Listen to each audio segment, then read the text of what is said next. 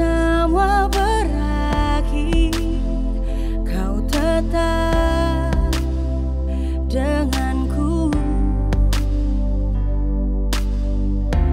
Dalam kelemahanku, kuasamu sempurna. Tiada pernah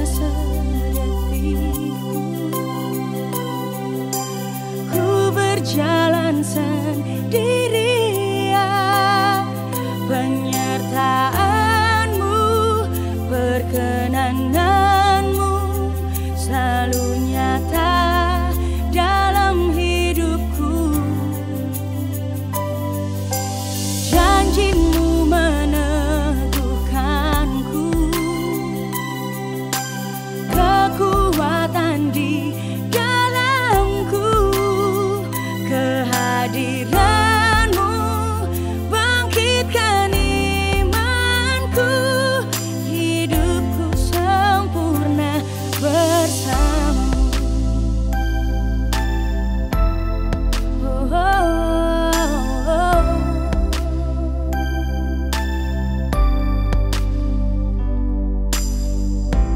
Dalam keraguanku, kau takkan menyerah sampai semua terungkap. Kau takkan berubah. Dalam kelemahanku, kuasamu sempurna. Tiada pernah sedetikku ku berjalan sendirian,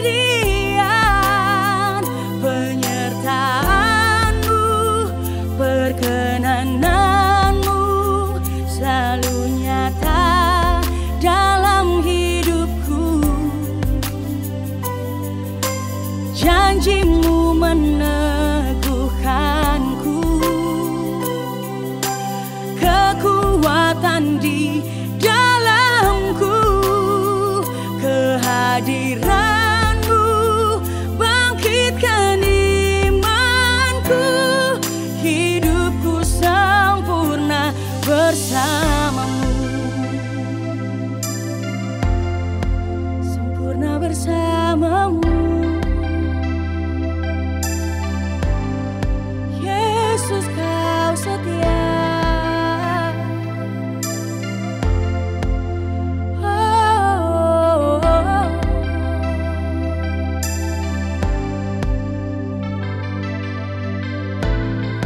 Kau yang setia, kau yang menopang. Oh Yesus,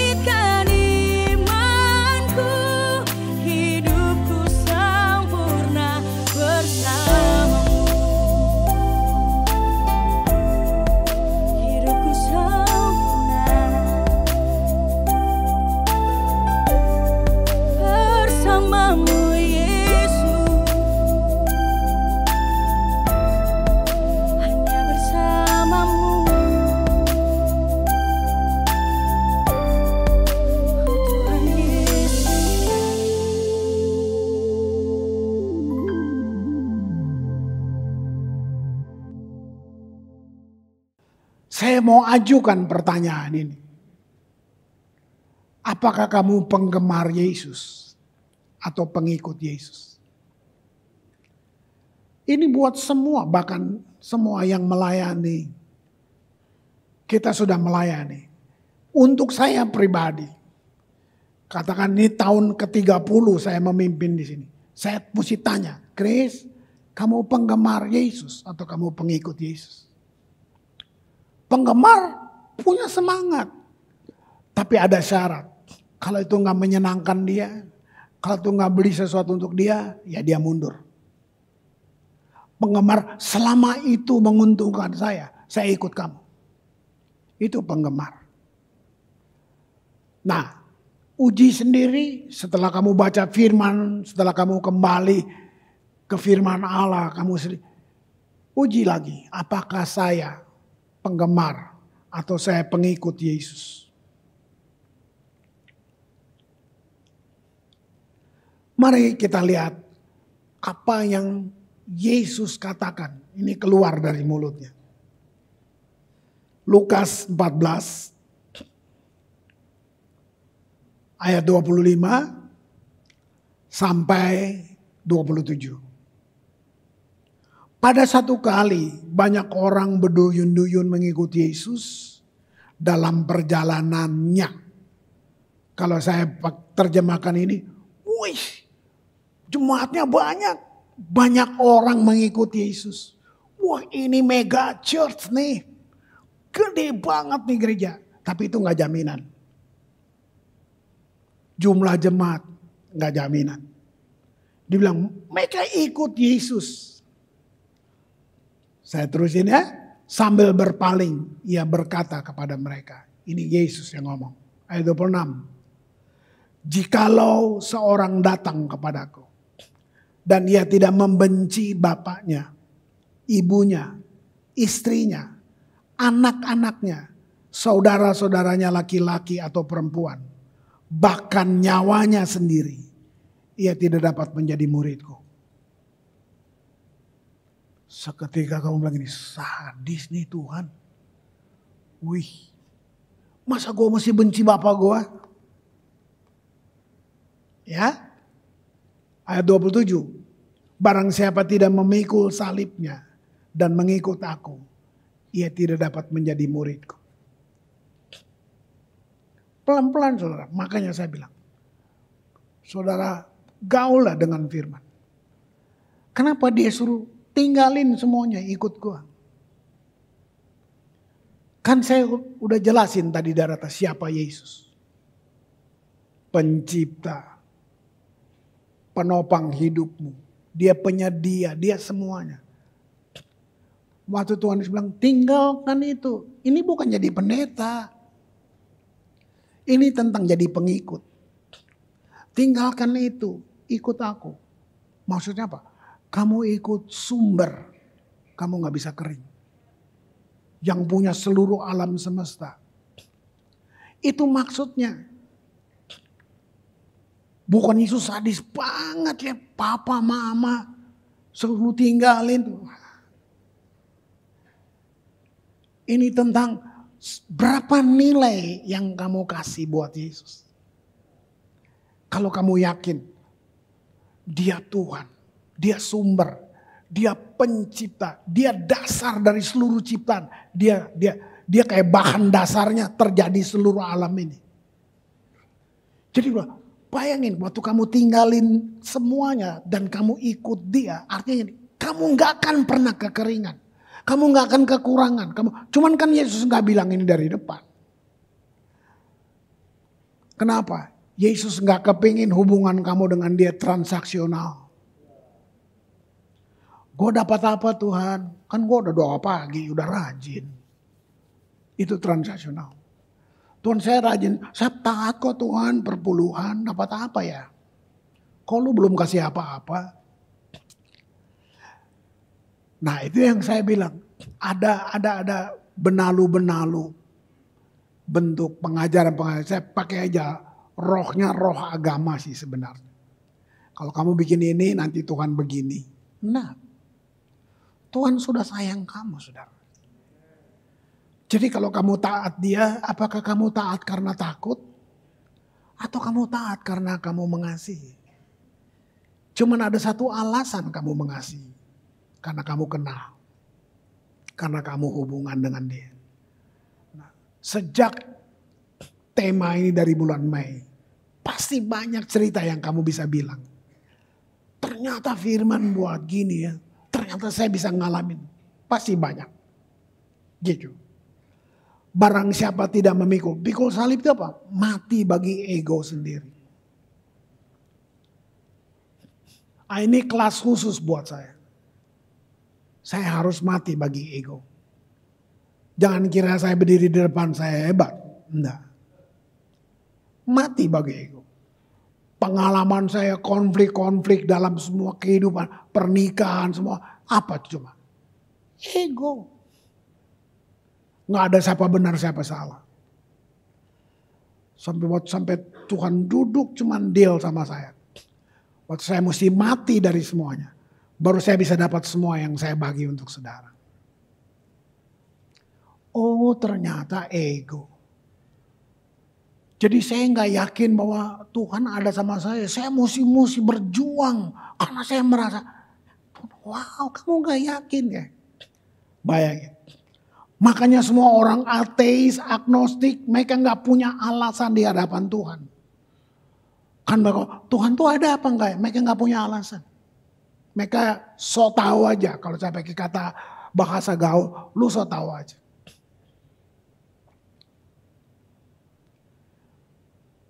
Ini saya baca buku. Tentara-tentara yang mengaku, wah gua nggak percaya Tuhan. Katanya. Waktu perang Vietnam, begitu dengar bom, padahal mereka bilang, gua nggak percaya Tuhan. Begitu bunyi, oh my God. Tetap yang dia teriak, oh my God. Gitu. Coba lihat. Makanya saya bilang, nggak ada alasan buat Tuhan. Lihat itu.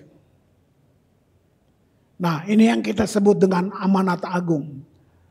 Saya mau buka ini buat saudara. Matius 28 ayat 17 sampai 20. Ketika melihat dia, nah inilah ya. Kalau tadi di Lukas 14, orang banyak berduyun-duyun. Saya pikir itu seperti orang banyak ke gereja. Itu gak jaminan. Sekarang Matius 28, ketika mereka melihat dia, mereka menyembahnya. Wih kesannya keren kan. Apalagi udah pelayanan. Kelihatannya keren banget. Lihat saya baca terus. Tapi beberapa orang ragu-ragu. Terus ayat 18. Yesus mendekati mereka dan berkata, kepadaku telah diberikan segala kuasa. Di sorga, lu aja belum pernah ke sana. Lu aja gak tahu kayak apa tuh sorga. Tapi Yesus bilang ini, udah diberikan di sorga, terus di bumi, wow. Diberikan kepadaku. Karena itu, pergilah. Nah, dihubungkan dengan ayat tadi itu gini. Ini bukan tugas Bapak Pendeta. Ini tugas semua saudara yang mengaku orang percaya. Pergilah. Jadikan semua bangsa muridku. Saudara pelan-pelan. Ini waktu dia bilang 2000 tahun yang lalu. Ini peperangan besar saudara. Karena dia bilang untuk satu budaya yang sangat etnosentris. Gak suka bangsa lain. Tahu gak ini permintaan atau perintah terakhir dia mau naik ke surga. Di sini kalau kita bilang ini amanat agung. Saya coba perjelas dia pertama. Saya bilang perintah agung. Di sini dia nggak bilang gini, jangan lupa doa pagi ya. Jangan lupa perpuluhan ya. Jangan lupa bangun gereja ya. Itu kasihan tuh atapnya kurang bagus gitu. Nah, coba yang dia bilang ini permintaan. Ini orang nggak ketemu dia lagi. Berarti satu perintah yang paling penting. Makanya bilang perintah agung. Pergilah, jadikan semua bangsa muridku. Tangkap gak isi hatinya? Dia cinta semua orang.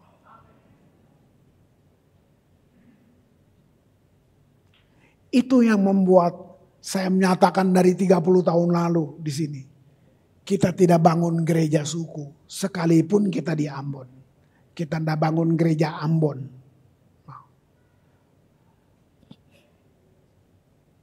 Lihat Tuhan. Tuhan cinta semua. Jadikan semua bangsa muridku. Baptislah mereka dalam nama Bapa, Anak dan Roh Kudus. Itu nanti saya ajar lain kali. 20. Ajarlah mereka melakukan segala sesuatu yang telah kuperintahkan kepadamu. Sekali lagi saya mau bilang. Waktu ini dia bilang itu bukan berita enak. Itu peperangan buat orang Yahudi. Hah? 4 Injil kalau saudara baca. Isinya jadikan segala bangsa, suku, kaum dan bahasa. Gak ada batasnya.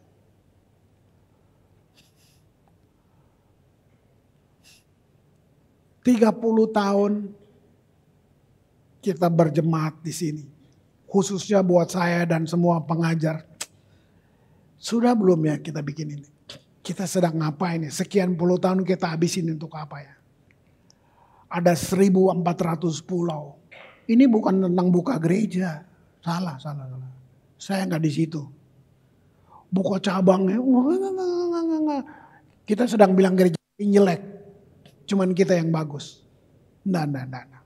Ini tentang bisa nggak di dunia kamu kerja, teman di sekitarmu semua. Ini beritakan kabar baik ini. Itu maksudnya. Supir, pembantu, suster kamu, teman di kantor. Ini maksudnya. Gitu. Wow, keren banget. Nah, apalagi yang nggak enak dari amanat agung atau apa itu perintah agung ini? Ada risiko kamu dibenci. Karena Yesus bilang, karena namaku kamu akan dibenci. Bahkan orang yang membunuh kamu menyangka mereka berbuat baik. Pantesan kita ganti ini dengan pasukan doa. Jadi kita jangan pergi menginjil. Kita berdoa, Yesus yang nginjil. Itu kurang ajar.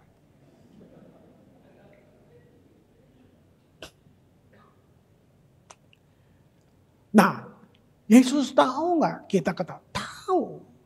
Saya belum selesaikan bacanya. Kamu lihat dia bilang gini, ketahuilah. Nah, artinya kamu belum tahu kan? Dia perintah, enak aja lu mau naik ke sorga, kita disuruh pergi. Nah, Yesus tahu bahwa wah ada risiko kamu. Tapi ketahuilah, aku menyertai kamu.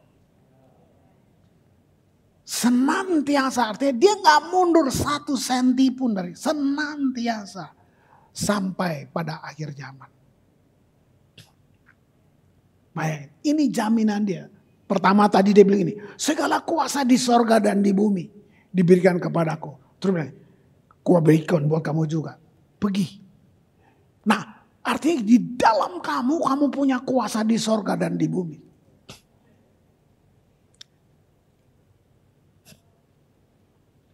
Wih. Kiranya rohmu bisa mendengar. Jangan takut, Tuhan lebih gini. Kamu rindu, Tuhan lebih rindu. Wow. Keren banget. Dia nggak butuh kamu punya kemampuan.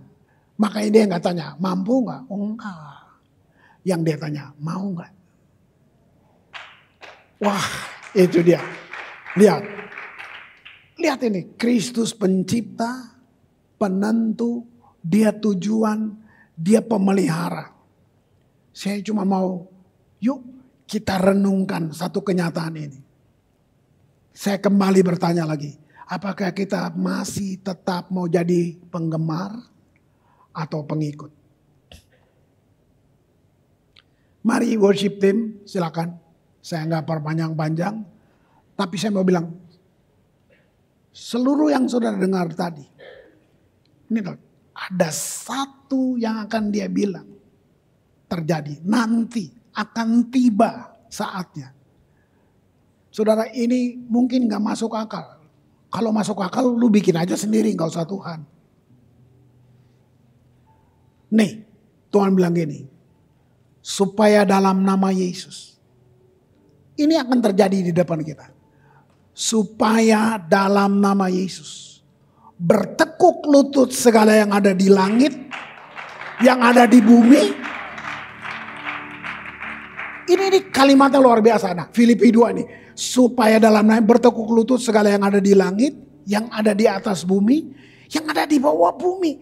Coba bayangin gimana caranya. Memang kita tidak tahu. Kamu gak punya power ini. Dia yang punya. Ini akan terjadi. Bertekuk lutut. Entah lewat bencana, lewat apa aja. Bertekuk lutut segala yang ada di langit, di bumi, di bawah bumi. Ayat 11. Segala lidah mengaku. Ampun. Yesus Kristus adalah Tuhan. Pilihan saudara dan saya untuk jadi pengikutnya. Gini, itu akan menggoncangkan kehidupan. Orang akan lihat karena bilang tanda-tanda menyertai kita. Orang akan lihat kamu dan bilang, ada apa sih sama kamu? Kok kamu beda ya?